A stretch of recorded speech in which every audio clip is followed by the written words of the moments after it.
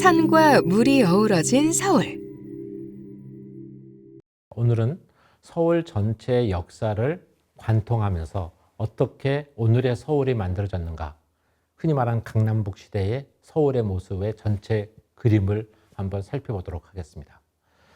저는 이 강좌를 청계천을 품은 역사 도시에서 한강을 품은 세계 도시로라고 정했는데요.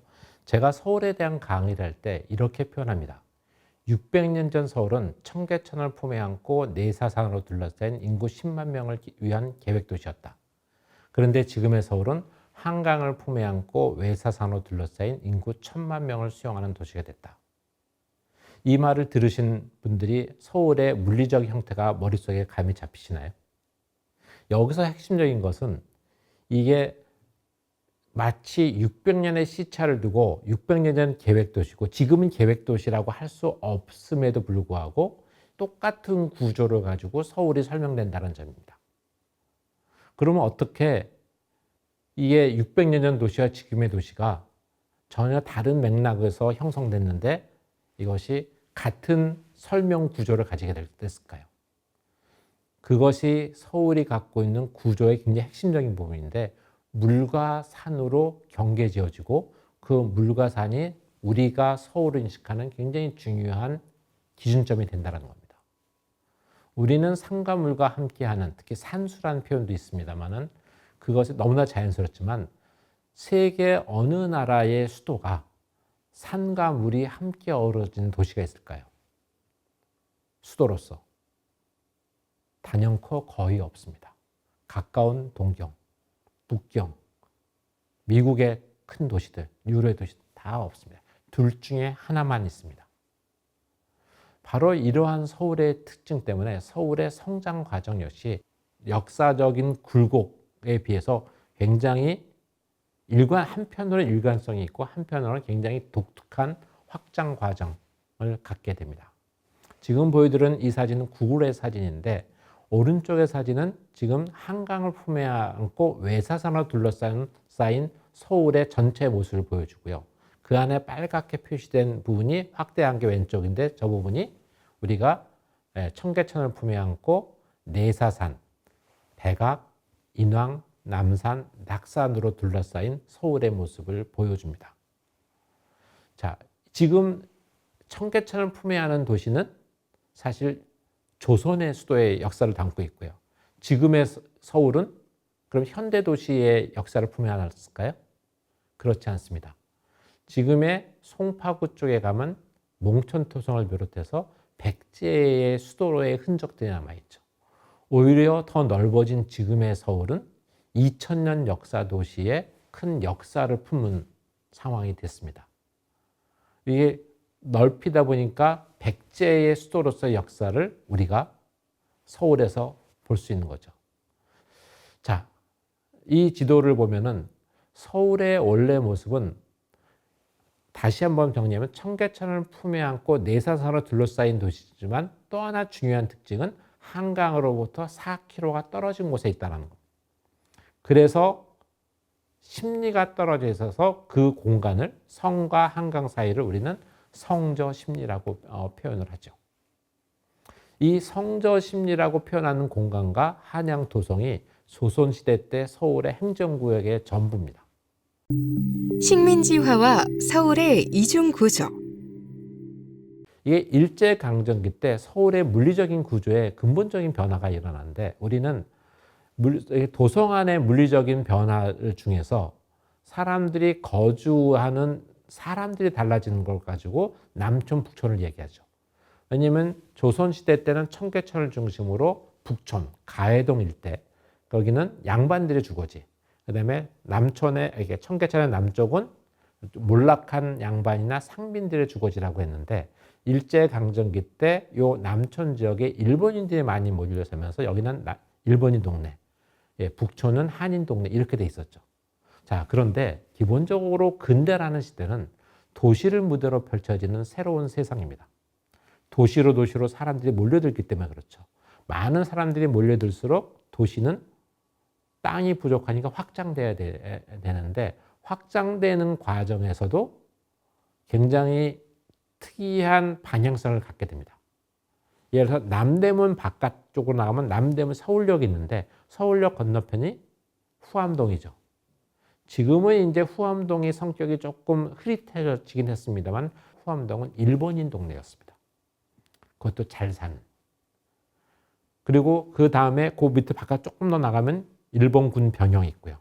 건너편에는 청파동 일대의 일본인 동네였었어요. 그러니까 서울의 도시가 확장될 때 서울의 남서쪽은 일본인 동네. 그러면 한인들이 아무래도 더 많이 들었을 텐데 한인들은 어디 살았을까요?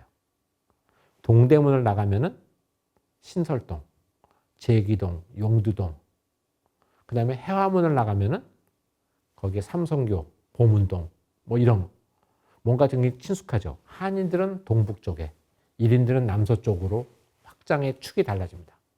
그러니까 일제강점기 때 한양 도송의 이중구조 못지않게 확장적인 측면에서 성장축도 한인과 일인이 서로 다른 축을 가지고 있었다라고 볼 수가 있습니다.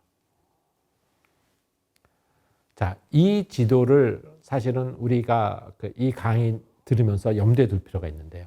왼쪽 위의 지도는 가운데에 있는 한양 도성과 둘러싸고 있는 성저심리인데 이 조선시대 때 성저심리는 도성을 보호하는 기능을 가지고 있었고 그곳에 나무를 함부로 베지 못하게 하고 백성들한테 묘 쓰는 것을 금했기 때문에 그래서 일종의 버퍼존 같은 역할을 했고 오늘날로 치면은 그린벨트 같은 유사한 기능을 했다라고 볼 수가 있을 것 같습니다.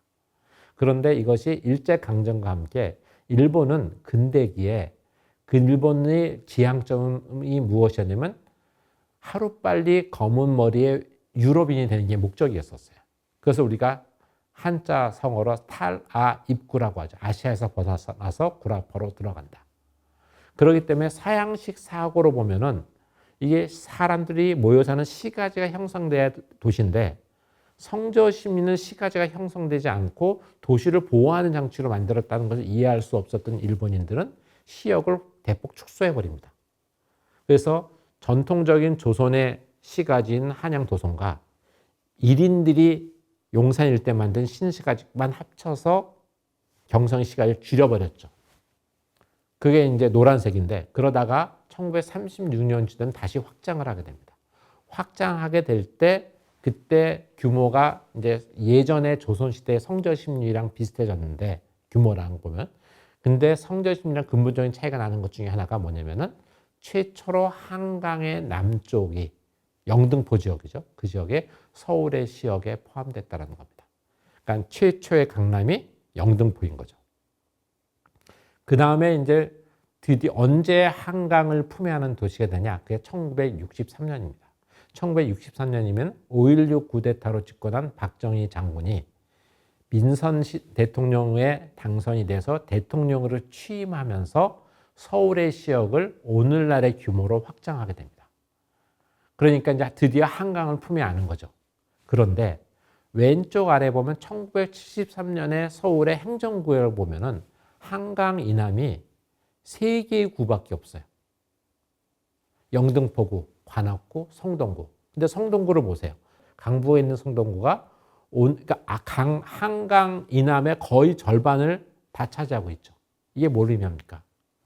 63년에 서울의 시역을 한강 이남으로 오늘날 규모로 확장했는데 여기에 도시 개발을 하지 않아서 사람이 살지 않았다는 얘기입니다. 그러니까 오늘날의 강남은 70년대 중반까지 나타나지 않은 거죠.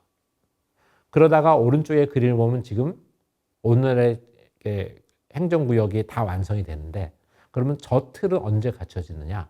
그것이 1988년에 서울올림픽입니다.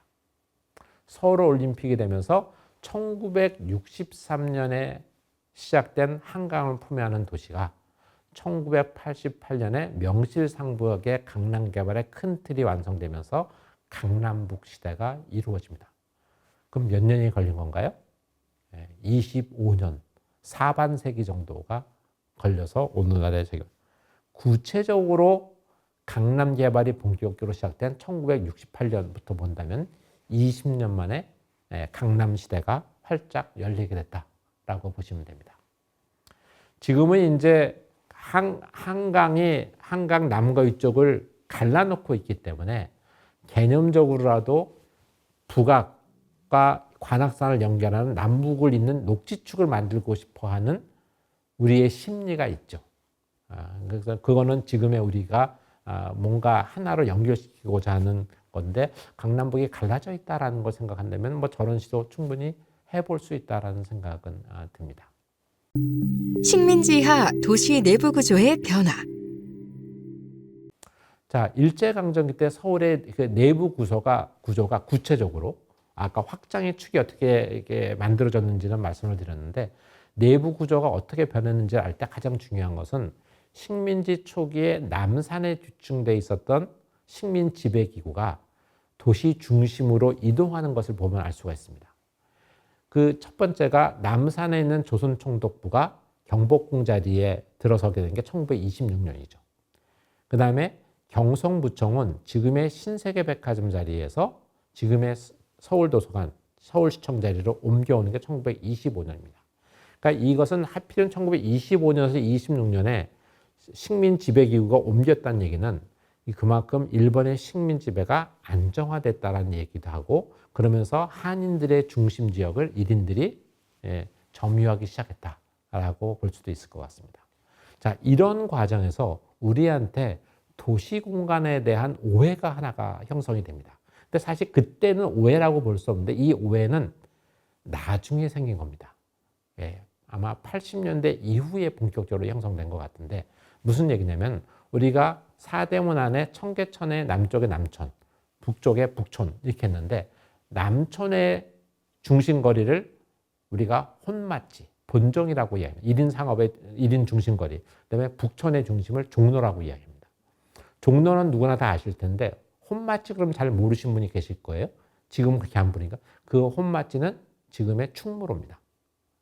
그러니까 이 두 개가 남촌과 북촌의 각각의 중심 가로라고 우리가 인식되게 되는데 그럼 그 인식이 제대로 된 인식이냐? 사실은 그렇지 않습니다. 그것은 남촌과 북촌의 중심에 혼맛지와 종로가 자리 잡게 된 배경에는 두 사람의 깡패가 있습니다. 그것이 김두한과 하야시예요. 김두한은 종로를 지배하는 깡패, 하야시는 혼맛지를 지배하는 깡패라고 하는 그런 인식이 우리한테 있습니다. 그 인식이 왜 생겼을까요? 장군의 아들이라는 영화가 대박이 나면서 생긴 오해입니다. 사실은 종로와 혼맛지가 진짜 서로 비견할 만한 곳인가 한번 보죠. 이게 혼맛지, 지금의 충무로, 중앙우체국 바로 옆길인데 이게 모습이 꽤 화려해 보이죠? 번화해 보여요? 근데 지금은 이거보다 폭이 한 2배 정도 넓어졌습니다. 2배 정도 넓어졌음에도 불구하고 지금도 자동차가 제대로 다니기가 어려운 도로입니다. 근데 그 2배 정도 넓어진 건 6.25 때 이후에 넓어진 거거든요. 근데 여기서 한 켜만 안에 들어가면은 이게 혼맛지 2종목, 그러니까 종로로 좀 종로 2가예요. 여기야말로 진짜 그 당시에 일제강점기 때 자동차한테 들어갈 수 없는 거죠. 근데 같은 시기에 종로를 보면은 이게 종로거리입니다. 종로거리의 폭이 얼마나 됩니까? 약 20m입니다. 그러면 자동차 4차선 도로예요. 이미 조선 초에 종로는 4차선 도로폭을 가진 대로입니다. 생각을 해보세요. 유럽의 어느 나라의 역사 도시가 도시 심장부에 폭이 4차선 되는 도로를 2, 3km 쭉 뻗게 가지고 있는 도시가 있나? 없습니다. 굉장히 큰 도로고요. 이거는 아까 보여드렸던 혼맛지랑 비교할 수 없을 정도로 큰 도로입니다. 이 도로가 1930년대가 되면 화신백화점을 비롯해서 이러한 번화가로 바뀝니다. 이 모습과 아까 보셨던 혼맛지 모습과는 비교할 수가 없죠. 그런데 이걸 왜 대등하게 느끼게 됐냐? 이 영화 때문에 그렇습니다. 장군의 아들. 장군의 아들 우리가 내노라는 그 유명한 임검택 감독이 영화를 잘 만들었고 이게 대박이 나니까 케이블 TV가 없던 시절에 명절 때마다 무한 반복해서 틀어주고 그래서 1편, 2편, 3편이 하면서 우리의 뇌리에 깊이 각인돼 버린 거죠. 그런데 사실은 이 혼맛지 전체를 하야시가 지배했느냐? 그렇게 볼 수 없어요. 혼맛지의 그 술집 뒷골목 같은 그곳을 장악한 거고요. 특히 더군다나 김두한은 종로를 지배한 게 아니라 종로의 이면도로에 있던 우미관이라고 하는 극장 그 주변을 장악한 겁니다. 거기다가 또 하나, 하야시는 한인 깡패예요. 일본인 깡패도 아니에요. 이 시나리오를 누가 썼느냐? 우리가 잘 아는 도올 김효옥 선생이 썼습니다. 굉장히 당황스러운 얘기이기도 한데 어쨌든 원래 영화니까 그러한 상상력을 쓸 수는 있는데 그게 너무나 대박이 나고 우리 대박의 역사를 배경으로 하는 것을 우리는 자칫 실제 역사적 사실로 인지하는 경향이 있기 때문에 거기서 이제 문제가 공간에 대한 오해가 생긴 거죠. 그러니까 두 사람의 깡패의 대립 구조를 공간의 대립 구조로 인식하게 되고 그래서 마치 혼마치랑 종로가 동급인 것처럼 하는데 그렇지 않습니다. 그럼 일제강점기 때 종로랑 동급인 도로는 어디였을까? 지금의 을지로입니다. 실제로 을지로가 일제강점과 함께 제1지로를 새로 개설하면서 종로랑 같은 폭으로 만듭니다.